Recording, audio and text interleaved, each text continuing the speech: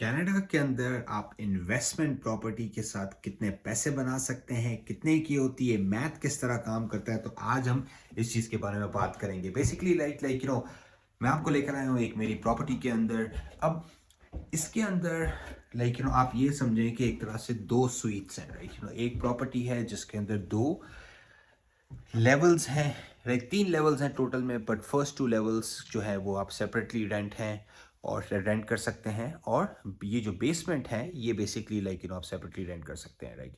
अब कनाडा के अंदर बड़ा इंटरेस्टिंग है बिकॉज बेसमेंट में पहली बात तो ये आपको ये लगी कि ये जो चीज़ है अभी भी ये काम चल रहा है इस चीज़ के ऊपर। तो आप देखेंगे इधर अभी भी ये पूरा ड्राई वॉलिंग करनी है। तो ये ड्राई वॉल होती है, ये इंसुलेशन होती है। तो वुड, ये वुड के पैनल्स हैं, ये बेसिकली आपके जो है ना स्टड्स हैं। ये आपकी इंसुलेशन है जो बेसिकली आपको जो है ना प्रोटेक्ट करती है ठंड से। और है ना इसके ऊपर फिर ये ड्राई वॉल जाएगी, ड्राई वॉल के ऊपर मड एंड पेंट और ये सारी चीज़ें जाएंगी तो ये फिनिश हो जाएगा। अब ये जो पूरा जो बेसमेंट है ये ओपन कॉन्सेप्ट है और पीछे जो है ना वो लेक बैकिंग है। तो ये होगा ये कि इससे पहले मैं जाऊं कि ये बेसमेंट किस तरह रेंट होगा, इसके इसके पैसे कितने बनते हैं, सारी चीज़ें मैं आपको थोड़ा सा दिखाता हूं कि बेसिकली यहाँ पे। तो ये देखें, यहाँ पे वॉशरूम जाएगा। मेरे पीछे आप देखेंगे कि ये जो है ना ये ना फर्नेस होता है कनाडा में। तो अब ये है high efficiency furnace. High efficiency furnace थोड़ा सा आपको महंगा पड़ता है पर आपकी रियल एस्टेट इन्वेस्टमेंट्स के लिए अच्छा होता है बिकॉज आपको जो है ना बेसिकली इलेक्ट्रिसिटी का बिल और बाकी चीज़ों के जो आपके जो खर्चा होता है, आपका हीटिंग का खर्चा, आपका गैस का खर्चा आपका कम होता है। राइट, ये हॉट वाटर टैंक है जो इलेक्ट्रिक है। ओके, और ये जो है ना ये बेसिकली एयर सर्कुलेटर जिसे हम बोलते हैं, घर घर के अंदर फ्रेश हवा बेसिकली ये सर्कुलेट करता है। Right, okay. और इसके अंदर यहाँ पे इधर ये रहा बेसिकली आपका पूरा इलेक्ट्रिकल पैनल घर का। राइट, और फ्लडिंग और उस चीज़ को रोकने के लिए ये रहा एक पीछे से, यहाँ पे आप गटर बोलते हैं जिसे हम बोलते हैं सम पंप। ये हर बेसमेंट में भी आप देखेंगे। और मेक श्योर करना कि अगर आप जिस प्रॉपर्टी में इन्वेस्ट कर रहे हैं उसमें सम पंप हो, बना हुआ हो, बड़ा ज़रूरी है क्योंकि जब ये फ्लडिंग होती है तब आपकी प्रॉपर्टी प्रोटेक्टेड हो। राइट, अब ये जो प्रॉपर्टी है, राइट, अभी ये बेसमेंट जो है ना ये ख़त्म नहीं हुआ है। राइट, ये पूरा बेसमेंट, थोड़ा सा मैं आपको रूफ्स दिखाऊं तो ये आप देखेंगे रूफ के अंदर सारी पाइपिंग, इलेक्ट्रिकल का काम, फर्नेस, एसी का पूरा जो काम। अब ये तकरीबन बेसमेंट जो है ख़त्म करने के लिए लगेगा तकरीबन तकरीबन आप ये समझ जाएं 30,000 से $40,000। और यहाँ पे बेसिकली इस वॉल के अगेंस्ट किचन आएगा छोटा सा, वहाँ पे वॉशरूम जाएगा, जहाँ पे मैं खड़ा हुआ हूँ विंडो है जहाँ पे, वहाँ पे एक बेडरूम आएगा, वहाँ पे कॉमन रूम आएगा और ये पूरा एक तरह से ख़त्म फिनिश ऑफ हो जाएगा।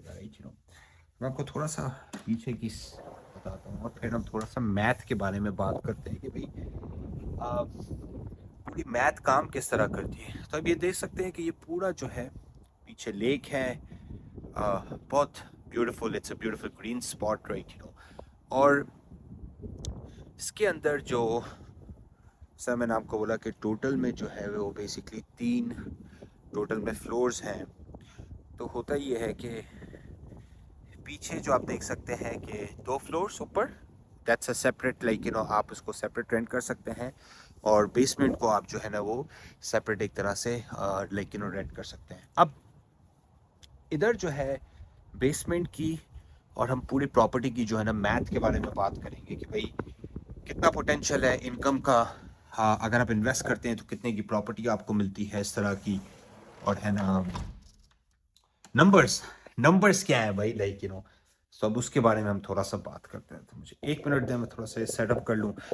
अच्छा भाई, अब देखें, अब सीन ये है कि अगर हम बात करते हैं ना नंबर्स की, तो नंबर्स में ये है कि आप ये समझ जाएं कि ये प्रॉपर्टी की जो टोटल वैल्यू होगी वो ये आप ये समझे कि तकरीबन होगी $5.5 लाख के करीब। हो गए।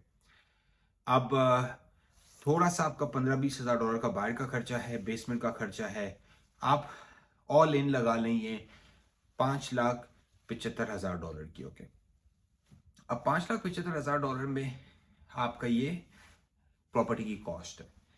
अब आप इसका जो इनकम पोटेंशियल क्या है फिर हम बताएंगे कि भाई किस तरह से आप मतलब कि अगर आप इन्वेस्ट करते हो तो आप घर पे कितना लेके जा सकते हैं, राइट। तो भाई देखिए, ऊपर का एरिया जब आप रेंट करते हैं आपको तकरीबन मिलता है ऊपर के एरिया का 2200 से $2500 पर महीने के। ओके, 2200 से $2500 पर महीना। ओके, तो मैथ करते हैं कि भाई अगर 2200 से $2500 है पर मंथ, नीचे का कितना मिलता है ये पूरे बेसमेंट का अगर करते हैं। अब इसमें स्ट्रैटेजी ये हो सकती है कि भाई ऊपर जो है ना आप लॉन्ग टर्म रेंटल लें, मतलब कि जो रेंटर्स हो वहां पे वो लॉन्ग टर्म रहो। नीचे जो है आप शॉर्ट टर्म रेंटल कर लें, एयरबीएनबी इस तरह का कोई फॉर्मूला करें। तो नीचे से भी आप तकरीबन महीने में $1500 रेंट कर सकते हैं। अगर आप फिक्स रेंटल करते हैं तो 1000-1200 मिलेंगे, अगर आप एयरबीएनबी करते हैं तो 1500 से 2000 बन सकते हैं। तो हम एक कंजर्वेटिव नंबर लेते हैं कि भाई ऑल इन ये प्रॉपर्टी जो है ये तकरीबन आपको बना के देगी $3500 से $4000 पर महीने के। ओके, कैश में। अब हम ब्रेक डाउन करते हैं कि भाई लेट्स से कि अगर आप मार्केट के अंदर आते हैं, आप इस प्रॉपर्टी को लेने के लिए $1,00,000 डाउन डालते हैं। ओके, $1,00,000 आप डाउन डालते हैं, आप $4.5 लाख के करीब पूरी इसकी फाइनेंसिंग करवाते हैं। कितने की हो गई? $4.5 लाख की हमने फाइनेंसिंग करवाई। ओके, $1,00,000 हमने डाउन डाले इसमें, $4,000 इस प्रॉपर्टी की इनकम है। ओके, आप इस पे तकरीबन $750 इसके जो है ना यूटिलिटीज के खर्चा हटा दें, आपके बच गए 3250। आपकी जो उसकी मॉर्गेज होगी ना वो तकरीबन आएगी $2500 के करीब। ओके, आप उसकी मॉर्गेज को हटा दें, राइट। ओके, तो एक तरह से ये प्रॉपर्टी, राइट, एक तो ये कि cash on cash, right. Okay, आपको $750 कैश हर महीने बना के दे रही है, एक चीज जिसमें पोटेंशियल और भी हमने ये कंजर्वेटिव नंबर्स दिए, ये 750 से इनफैक्ट 1500 तक आप इसको स्ट्रेच कर सकते हैं। तो साल में आप इस प्रॉपर्टी से एनीवेयर फ्रॉम $9,000 से $16,000 इस प्रॉपर्टी पे कैश बना सकते हैं इन्वेस्टमेंट पे। ओके, और इसके अलावा 3 से 5% इस प्रॉपर्टी की वैल्यू इंक्रीज हो रही है। तो एग्जांपल ये है कि भाई अगर आपने 5.5 लाख की प्रॉपर्टी ली है, नेक्स्ट साल ये प्रॉपर्टी 580 की हो जाएगी, उसके अगले साल ये प्रॉपर्टी 6 लाख की, 6.25 लाख की हो जाएगी। तो 10 साल में ये property significant 8 lakh, 9 lakh, 1 million तक की भी पहुंच सकती है। तो ये आपकी एक एप्रिसिएशन का बेनिफिट है। आपकी जो मॉर्गेज है वो भी आप पे नहीं कर रहे हो, आपके जो रेंटर्स है वो पे कर रहे हैं, और कैश ऑन कैश आपको बैठे बैठे $1,00,000 जो आपने लगाए हैं, आपको बैठे बैठे साल में $8,000 से लेके $16,000 तक मिल रहे हैं। और एट द सेम टाइम आपका बैठे बैठे एक एसेट बनता जा रहा है जो कुछ सालों में पेड ऑफ हो जाएगा, राइट। ओके, तो ये बेसिकली एक मैथ है पूरे, लाइक अगर आप कनाडा में कोई प्रॉपर्टी के अंदर इन्वेस्ट करते हैं, ये एक मॉडल है जिस तरह यही आप अप्लाई कर सकते हैं।